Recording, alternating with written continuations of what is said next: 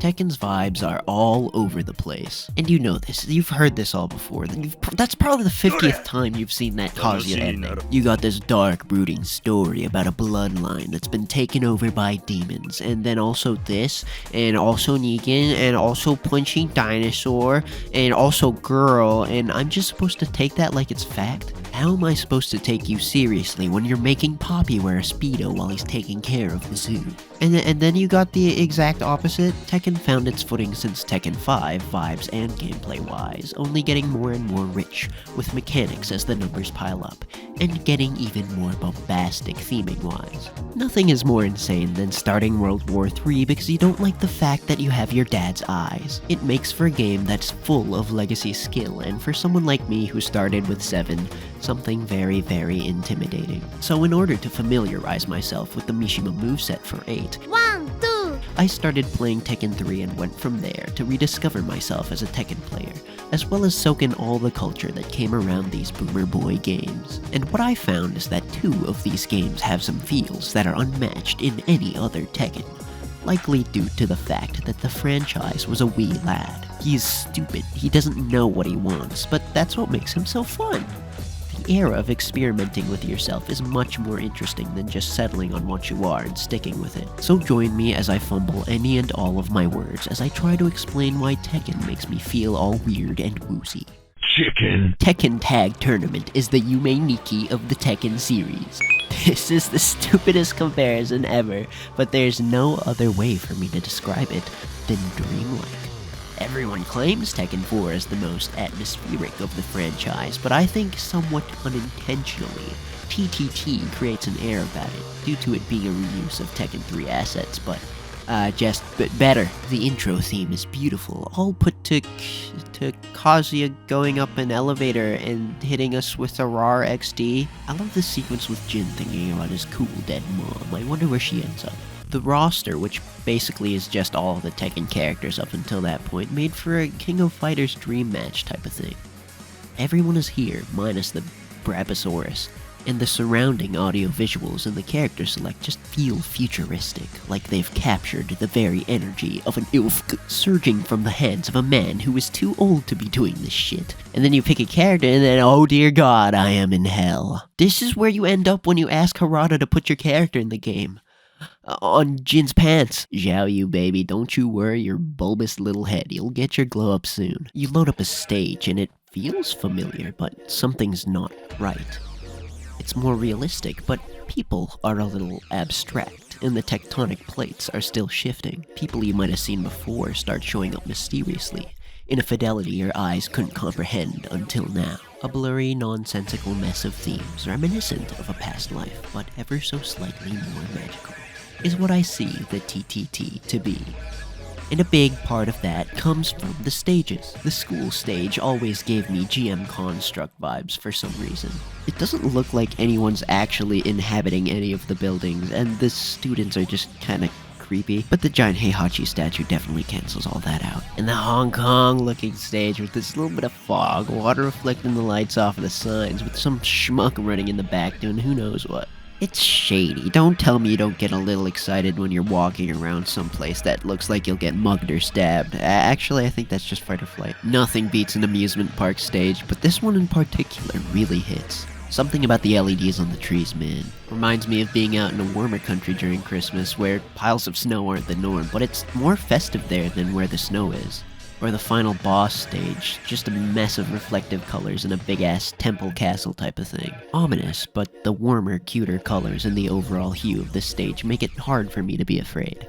Eddie's stage with the sunset. You can never go wrong with a sunset, man. Just change the hue and you got some retro wave shit right there. But even still in its purest form, this is still a particularly mellow little corner in the Tekkenverse.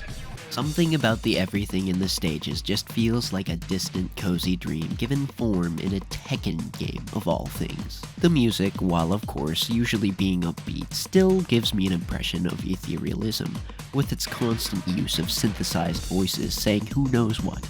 as if some old gods are overlooking this hype fight between a spinny Korean boy and a kangaroo, as well as the airy synths truly giving lo-fi hip-hop to regain your lost soul to. Wrong's theme in particular really pulls this vibe off for me, being one of the cooler characters with a moodier stage, a meld of the spiritual aspects of martial arts with the edginess of a guy like Horong represented in the drums.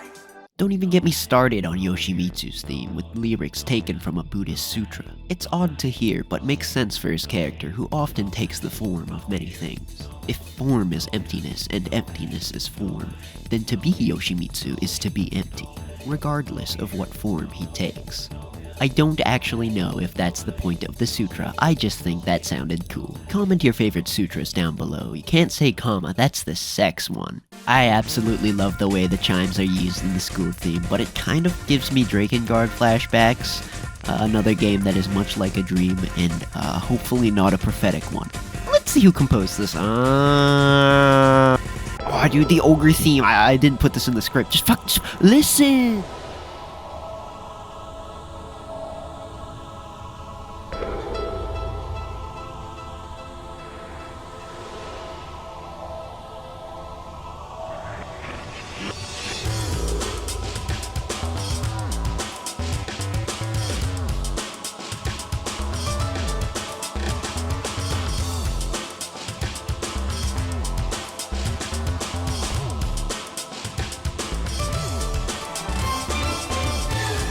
I say all of this, but then Xiaoyu's theme is just a bop. No silly dreamlike descriptions, just some disco vibes with the talkbox dude hyping it up. And then heihachi's theme is like, meow, meow.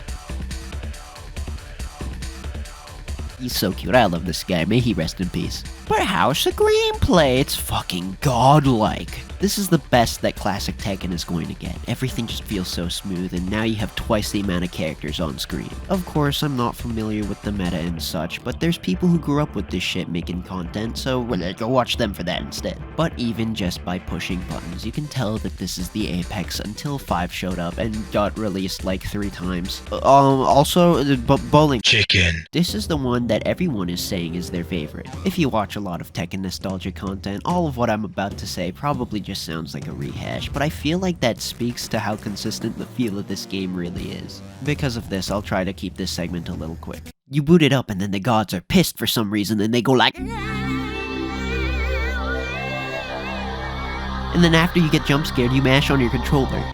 Dead silence. The game is brooding. It doesn't feel like Tekken Tag, where it's waiting for your applause after showing you Kazuya going up in an elevator. No, it's pissed that you haven't picked something yet. You're a little intimidated now, so you rush into the story mode and it's like... Welcome to the King of Iron Fist Tournament 4.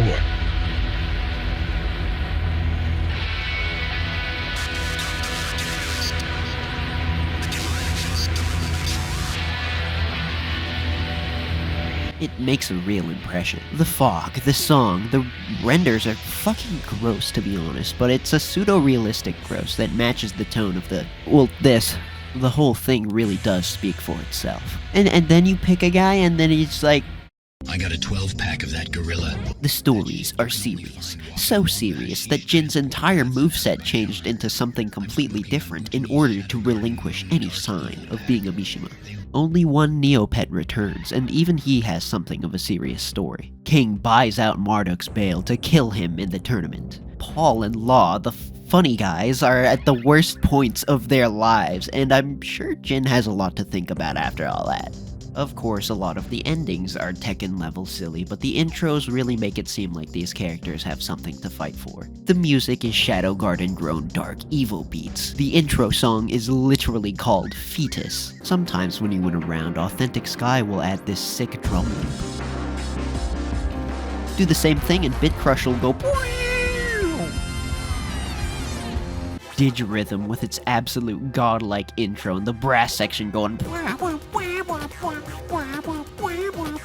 beautiful atmospheric and slower tracks like Touch and Go, Fear, and Inner Shrine really shine, and of course, there will always be the ever-iconic Kish. If TTT is the Yume Nikki, T4 is the Need for Speed Underground 2. The darker atmosphere, the realism, all that was missing was Snoop Dogg. But the most impressive to me is the locale. Every stage feels cohesive, as if I'm exploring whatever city T4 takes place in. The streets, the beach, the big-ass conglomerate building that I feel like I shouldn't be in right now, and stuff like parking lots, airports, and the coveted fighting game rooftop. Transitional places that you can project your own city and experiences in. All that with some unique environmental elements that we'll never see in Tekken ever again. We got big ass pillars, differences in elevation, there's ceilings. The only game that can equal this type of natural interactivity with the stage is like Dead or Alive.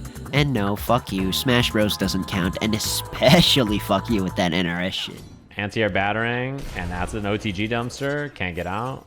Release it, anti-air battering, OTG dumpster, can't get out. Meter burn again, release the bat, OTG dumpster, can't get out. And now he has enough meter to just chip him out. It feels like it's not meant to be a gamey mechanic, just something that happens to be there, perfectly adding to the atmosphere. Because, yeah, you're fighting in a parking lot, of course there's gonna be the silly pilly. That is, until you hit someone into it, you might have heard that walls are a little busted, among many other things that slugify the game, and probably made it infuriating to play competitively. Like, why does it feel worse to you instead of the normal one on heihachi? Why does it only launch on counter hit, and why am I turned on? You now sidewalk instead of just a little step, but now your guy farts a little when he backdashes, so he can't go too far lest he unseals the gates. That is to say, backdashing is nerfed. I have no idea why they did this, but overall this kind of makes the whole roster feel a lot slower among all the other odd changes, making it feel like you truly are piloting an old man, mecha style. It's a neutered, clunkier, moodier version of Tekken, but it's still mad fun, man. Especially the Tekken Force mode, which I think is still the best version of the Tekken, but it's a beat 'em up by far. Special mention to Tekken 2, some of this shit kind of rocks, but I don't feel like playing this game, so I'll just watch from afar like the Aztecian gods watching Haram. From this point on, though, the Tekken seem to have found that the 5 formula really worked, solidifying both style and gameplay as the cool, flashy, bombastic 3D game with a touch of she let me hit cause I'm goofy. Some of you will point out that the music has gotten much more electronic over the years, but the vibes as an entirety remain the same. That being said, there are outliers pointing to a more calming and zen Tekken. Not quite as ethereal or atmospheric, but something enlightened. Like, it's no longer cloudy and second-guessing itself, as if it's found its place.